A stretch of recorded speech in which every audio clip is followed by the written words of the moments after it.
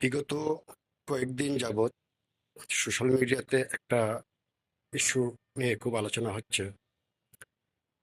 ব্রাজিলের খেলার দিন ব্রাজিলের সব লেজেন্ডরা ফুটবল মাঠে উপস্থিত থেকে ব্রাজিলের টিমকে উৎসাহিত করে। তো আর্জেন্টিনার কি কোনো লিজেন্ড নেই? আর্জেন্টিনার খেলার দিন আর্জেন্টিনার ফ্যানরা কেন আর্জেন্টিনার লিজেন্ডদের মাঠে দেখতে পায় না? তো এই ইস্যুটা নিয়ে বিগত কয়েকদিন যাবৎ খুব আলোচনা হচ্ছে।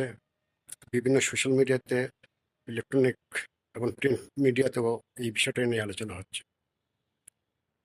তো গতকালকে হঠাৎ করে আর্জেন্টিনার ফ্যানরা এই লেজেন্ড ইস্যুটাকে ধামাচাপা দেওয়ার জন্য তারা নতুন একটা তথ্য নিয়ে তারা মার্কেটে হাজির হয়েছে।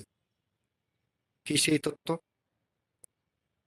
আর্জেন্টিনার 6 জন কোচ এইবারের বিশ্বকাপে যে কয়টা দেশ অংশগ্রহণ করছে, সেই 48টা দেশের মধ্যে 6টা দেশের 6 জন আর্জেন্টাইন কোচ এই মুহূর্তে 6টা দেশকে এই বিশ্বকাপে লিড দিচ্ছে।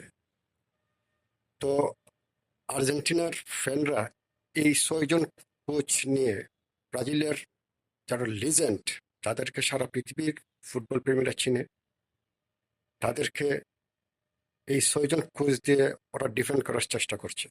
বিষয়টা খুবই হাস্যকর। ওদের তো কোনো লিজেন্ড আসলে নেই।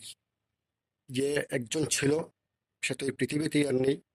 আর তার নামে হাত দিয়ে গোল দেওয়ার মারাত্মক একটা কেলেঙ্কারিও আছে।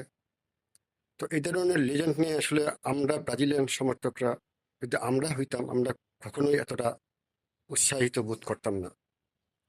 তো যেহেতু আর্জেন্টিনার কোনো লিজেন্ড নেই, আর ব্রাজিলের যারা লিজেন্ডরা অলরেডি জীবিত আছে, তারা মাঠে এসে ব্রাজিল দলকে উৎসাহিত করছে এবং টিভি স্ক্রিনে এই বিষয়টাকে বারবার দেখাচ্ছে। সো এই বিষয়টাকে ডিফেন্ড করার জন্য তারা এই লিং মার্কা একটা ওই 6 জন কোচ এই বিষয়টা বা ওই তথ্যটা নিয়ে তার হাজির হয়েছে। তবে সামান্য ছোট্ট একটা বিষয় বা ছোট একটা ইস্যু দিয়ে, ছোট একটা তথ্য দিয়ে Ronaldo, Rivaldo, Roberto Carlos, Ronaldinho, কাকা, ক্যাফু, এদের মতো লিজেন্ডদের আসলে ডিফেন্ড করা যাবে না ভাইয়া। এটা আপনাদের বুঝতে হবে। আপনারা যতই ভুংবাং তথ্য নিয়ে হাজির হন না কেন, ফুটবল প্রেমীরা তো বুঝতেছে আসলে মানে কোন জায়গায় সমস্যা।